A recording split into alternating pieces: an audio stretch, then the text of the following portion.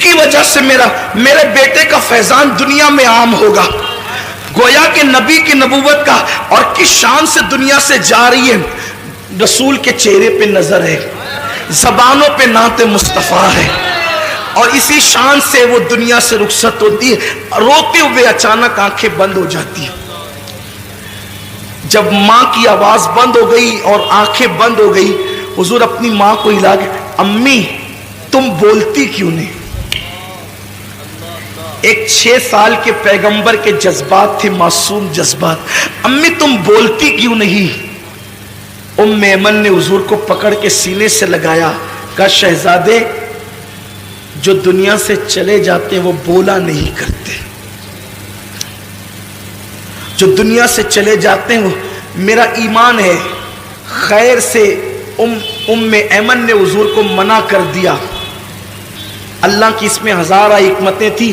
اگر حضور دوسری مرتبہ بول دیتے نا کہ امی تم بولتی کیوں نہیں, تو تاریخ گواہ ہو جاتی کہ حضور کی ماں بول پڑتی. جس کے اشارے سے سنگ ریزے بولتے ہیں, جس کے اشارے سے پاگل اونٹ بولتے ہیں, جس سے ہرنی باتیں کرتی ہے, ام ایمن نے کہہ دیا شہزادے جو دنیا سے چلے جاتے ہیں وہ بولا نہیں کرتے, بلکہ ان کو پھر قبر میں دفن کر دیا جاتا ہے. تو ماں کو قبر میں رکھنا ہے. میں اپنے الفاظ کے جامع میں تاریخی حوالے پڑھ رہا ہوں کہ ماں کو قبر میں رکھنا ہے. تو حضور نے ننھا سا پتھر اپنے ہاتھ میں لیا, ننھے سے گورے گورے خوبصورت ہاتھوں میں, اور اس ٹیلے کو ام ایمن کے ساتھ کھودنا شروع کیا.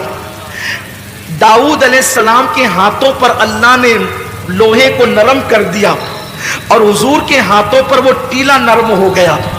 ام ایمن کے ساتھ مل کر اللہ کے رسول نے ماں کی قبر کھودی. شاید یہ پہلی اور آخری قبر تھی جس کو رسول اللہ نے اپنے ہاتھوں سے کھودی تھی, اور کھود کر کے پھر ماں کو لٹا دیا اور مٹی برابر کر دی. ام ایمن حضور کو دیکھتی ہے اور کہتی ہے چلو مکے چلنا ہے. حضور بڑی معصومیت سے پوچھتے ہیں ام ایمن میری امی, ام ایمن میری امی. ام ایمن نے کہا شہزادے مقام ابوا میں قیامت تک تیری ماں کو ہم چھوڑ جاتے. جیسے ہاتھ پکڑا اور نیچے اتری, حضور نے ہاتھ چھڑا دیا. ام ایمن کہتی حضور نے ہاتھ چھڑا دیا اور دوڑتے ہوئے کہیں چلے گئے. میں ڈھونڈنے لگی, کہیں نہیں ملے. جب مجھے کہیں نہیں ملے پہ پریشان ہو گئی. آمنہ کی امانت کہاں چلی گئی, آمنہ کی امانت کہاں چلی گئی. جب میں ڈھونڈ چکی کہیں نہیں ملے تو میں ٹیلے پہ چڑھی تو کیا دیکھا کہ حضور ماں کی قبر سے لپٹ کر رو رہے ہیں, ماں کی قبر سے لپٹ کر رو رہے ہیں. اور میں نے یہ جملے سنے کہ امی تمہیں تو معلوم تھا نا کہ سب کا کوئی نہ کوئی ہے, میرا تو تمہارے سوا اور کون ہے, تم بھی مجھے چھوڑ کر کے چلی. باپ تو پہلے ہی چلے گئے تھے, تم بھی چھوڑ کر راستے میں چلی. رو رہے تھے حضور علیہ السلام. ام ایمن کہتی میں نے اٹھایا اور کہا کہ چلیے چلیے, یہاں تک کہ حضور کو میں لے کر چلی. حضور پلٹ پلٹ کر روتے تھے اور ماں کی قبر کی طرف دیکھ. یہ ماں ہے. آج جن ماؤں کی قدر آپ کے ہمارے پاس نہیں ہے, ماں ہے. پتہ نہیں ام ایمن نے کس طریقے سے حضور کے آنسوؤں کو خشک کیا, چپ کرایا, کیسے تسلی دی, کیسے حوصلہ دیا, کیسے ہمت دی. یہ ام ایمن جانے, حضور جانے. حضور بار بار اپنی ماں کو یاد کرتے رہے. ایک دن اللہ کے رسول علیہ الصلوۃ والسلام مسجد نبوی شریف کے ایک کونے میں جلوہ گر ہیں. صحابہ اپنے اپنے کاموں میں مصروف ہیں. حضور علیہ السلام خاموش خاموش آنسوؤں سے رو رہے. حضور کی آنکھوں میں آنسو ہیں. صحابہ کرام کی عادت تھی جب حضور مجمع میں ہوتے یا محفل میں ہوتے تو صحابہ حضور ہی کو دیکھتے رہتے. جب سرکار کو روتے ہوئے صحابہ نے دیکھا تو دوڑ پڑے حضور کی طرف, کیونکہ حضور کی تکلیف ان کو اپنی تکلیف سے زیادہ گراں تھی اور حضور کی خوشی اپنی خوشی سے زیادہ پسند تھی. میری قوم کے جوانوں, تمہارے پاس واٹس ایپ کے لیے ٹائم ہے نا, بوڑھے ماں باپ کے لیے ٹائم نہیں ہے نا آپ کے پاس. کھیلتے رہو واٹس ایپ، دیکھتے رہو فلمیں، رات کے 3 بجے تک فیس بک پہ ٹائم پاس کرتے رہو، دوستوں کے ساتھ گھومتے رہو، جس دن تمہاری ماں کا چہرہ کفن میں چھپ جائے گا اس دن تمہیں احساس ہوگا کہ تم نے کتنی بڑی نعمت کھوئی ہے۔ دنیا کی ہر نعمت کھو کر کے تمہیں واپس مل سکتی ہے، لیکن ماں باپ اس نعمت کو کہتے ہیں جو ایک بار کھو جائے پھر واپس وہ نعمت نہیں ملتی۔ اس نامراد کے دل سے جا کر کے پوچھو جس کے ماں باپ نہیں ہیں اور انہوں نے ماں باپ کو کبھی خوش کرنے کی کوشش نہیں کی، آج وہ بستروں میں چھپ چھپ کر روتے ہیں، آج وہ تنہائیوں میں پچھتاتے ہیں، آج وہ اپنے آپ کو معاف کرنے کے لیے تیار نہیں ہے۔ جو غلطی ان سے ہوئی وہ غلطی خدا کے لیے آپ نہ کریں۔ آپ اپنے ماں باپ سے معافی مانگیں، انہیں راضی کریں، انہیں ٹائم دیں، انہیں وقت دیں، ان کی خوشیوں کے لیے ہر کڑوا گھونٹ پی لیں، لیکن ان کو کبھی ناراض نہ کریں۔ اللہ کے رسول مسجد کے کونے میں بیٹھ کر کے رو رہے، صحابہ دوڑ پڑے، ہمارے ماں باپ آپ پہ قربان، یا رسول اللہ آپ کیوں رو رہے، آپ کے رونے کی وجہ کیا ہے؟ سرکار فرماتے ہیں اچھا ہجرت حضور نے 53 سال کی عمر میں کی ہے نا، 53 سال، اس کا مطلب یہ واقعہ 53 سال کے بعد کا، یعنی حضور علیہ السلام کی عمر اب 53 سال کی اوپر پہنچ گئی ہے، اور اس وقت حضور ماں کو یاد کر کے رو رہے۔ صحابہ نے پوچھا حضور کیوں رو رہے ہیں آپ؟ سرکار فرماتے ہیں آج مجھے میری امی حضرت آمینہ کی یاد آ گئی۔ حضور فرماتے ہیں آج مجھے میری امی حضرت آمینہ کی یاد آ گئی، جیسی حضرت آمینہ کا نام یاد، وہ آمینہ کسی کا بیٹا ولی، کسی کا بیٹا غوث، کسی کا بیٹا قطب، آمینہ کا بیٹا محبوب خدا۔ یا صرف ایک جملہ کہہ کے آگے بڑھنا چاہتا ہوں۔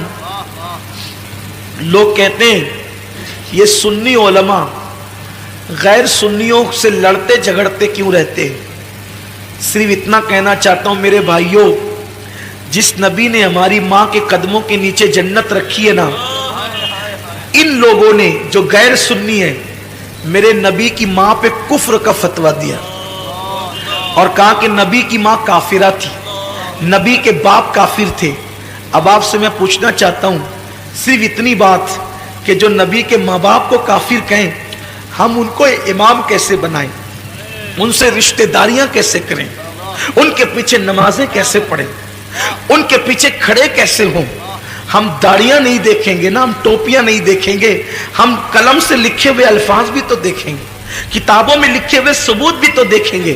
میرے آقا صلی اللہ علیہ وسلم کے دیوانوں، نماز پڑھنے سے پہلے دیکھ لیا کرو نبی کے ماں باپ کو کافر کہنے والا امام ہے یا نبی کے ماں باپ پہ قربان ہونے والا امام ہے، اس لیے کہ شفاعت آپ کو بھی لینی ہے، شفاعت مجھے بھی لینی ہے۔ قیامت کے دن اگر تم نبی سے شفاعت کی بھیک مانگنے کے لیے گئے اور حضور نے کہہ دیا جو میری ماں کو کافر کہتا تھا تو اس کے پیچھے نماز پڑھتا تھا، تو آپ کے پاس جواب کیا ہوگا؟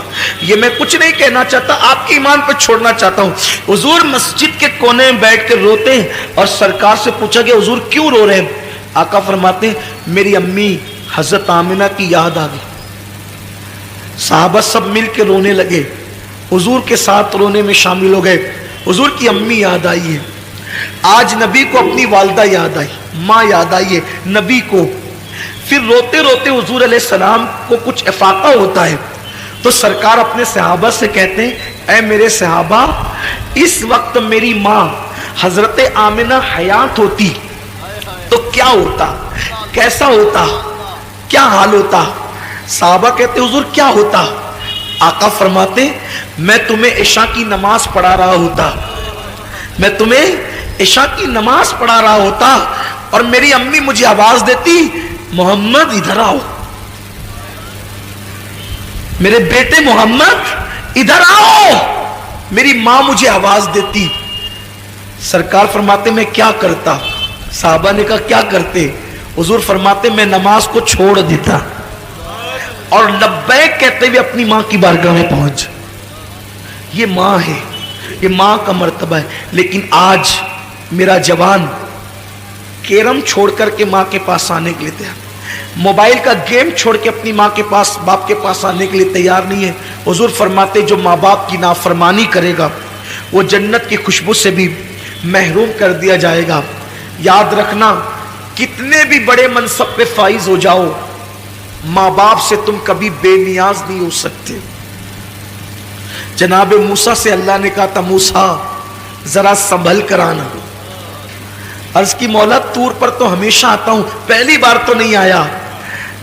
ارشاد ہوا جب تم گھر سے نکلتے تھے تو ماں آنچل پسار کے دعا کرتی تھی اللہ میرے موسیٰ کی طبیعت میں غصہ اور جلال زیادہ ہے, اگر تجھ سے کلام کرتے ہوئے آواز اونچی ہو جائے تو تو درگزر کر دینا, درگزر کر دینا آواز اونچی ہو جائے تو. موسیٰ اب تیرے پیچھے دعا کرنے والی ماں نہیں رہی, اس لیے کہا جا رہا ہے ذرا سنبھل کر آنا.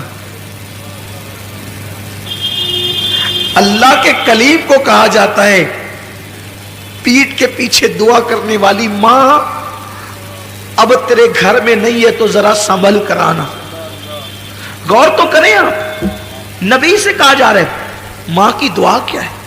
ساری دنیا مخالف ہو جائے بد دعا کرے, تنہا ماں دعا کرے, اللہ ماں کی دعا قبول کرے سب کی بد دعا رد کر دے.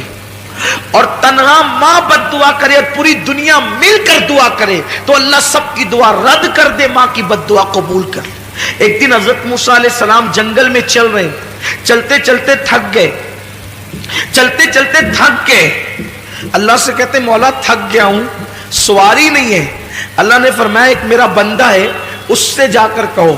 حضرت موسیٰ گئے, اس سے کہا میرے پاس سواری نہیں ہے.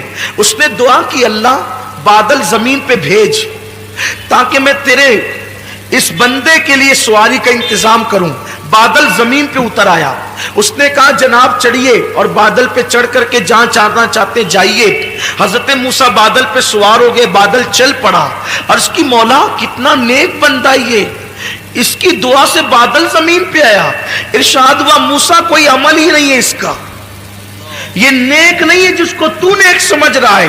پھر مولا اس کی دعا کی اتنی اہمیت. ارشاد ہوا اس نے تو بادل بلایا, اگر آسمان بھی زمین پہ بلانے کی دعا کرتا تو ہم آسمان کو بھی زمین پہ اتار دیتے. عرض کی جب یہ نیک نہیں ہے, اتنا نیک نہیں ہے تو اس کی دعا کی اہمیت کیوں ہے؟ کہ اس کی نیکی کی وجہ سے نہیں, یہ ہمیشہ اپنی ماں کی خدمت کرتا تھا اور ماں کو خوش کر دیا تھا. ماں نے مرتے مرتے کہا اللہ اس نے میری خدمت کا حق ادا کر دیا, یہ جب بھی تجھ سے جو دعا کرے تو اس کی ہر دعا کو قبول کر لینا. اس کی ماں کی دعا کی برکت ہے, اس کی ماں کی دعا کی نیکی کچھ نہیں ہے زیادہ, اس کے پاس ماں کی دعا کی برکت ہے. حضور فرماتے ہیں جو ماں باپ کی نافرمانی کرے وہ جنت کی خوشبو بھی نہیں سونگے, بلکہ جس سے ماں باپ ناراض ہو وہ بھی جنت میں نہیں جائے گا. شہید ہوگا تو بھی جنت میں نہیں جائے گا. علامہ سید نعیم الدین مراد آبادی نے لکھا ہے اگر کوئی شہید ہو جائے نا, شہید اور ماں باپ یا دونوں میں سے کوئی ایک ناراض ہو تو بھی وہ جنت میں نہیں جائے گا, مگر چونکہ وہ شہید ہوا ہے تو جہنم میں بھی نہیں جائے گا. جنت اور جہنم کے درمیان ایک مقام آراف ہے, وہاں رکھا جائے گا. پھر اللہ اس کے ماں باپ کو پہلے راضی کرے گا. جب تک ماں باپ راضی نہیں ہوں گے اس شہید کو جنت نہیں ملے گی. سوچو شہید ہو کر بھی ماں باپ کی رضا کے بغیر جنت نہیں ملتی, تو ہمیں اللہ اکبر سوچئے تو صحیح.